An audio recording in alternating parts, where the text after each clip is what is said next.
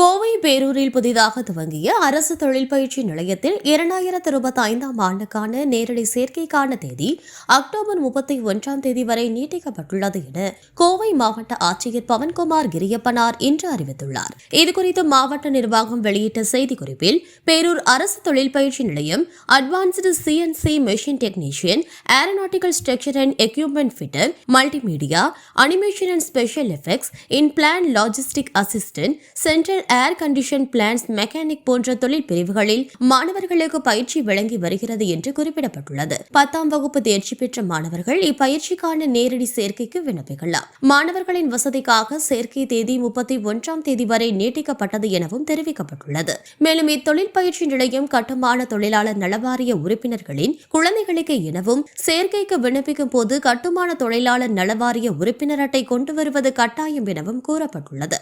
சேர்க்கைக்கு தேவையான ஆவணங்கள் 10ஆம் வகுப்பு மதிப்பெண் சான்றிதழ், மாற்று சான்றிதழ், சாதி சான்றிதழ், ஆதார் அட்டை, 4 பாஸ்போர்ட் அளவு புகைப்படங்கள் மற்றும் உறுப்பினர் அட்டையின் அசல் மற்றும் நகல்கள் இவை அனைத்துடன் பேரூர் அரசு தொழில் பயிற்சி நிலையம், ராமலிங்க அடிகள் அரங்க வளாகம், வேடப்பட்டி ரோடு, பேரூர் முகவரியில் உள்ள சேர்க்கை உதவி மையத்தை அணுகலாம். பயிற்சியில் சேரும் மாணவர்களுக்கு இலவச சைக்கிள், சீருடை, பாடநூல்கள், வரைபட கருவிகள், காலனி பஸ் பாஸ் மற்றும் அடையாள அட்டை வழங்கப்படும்.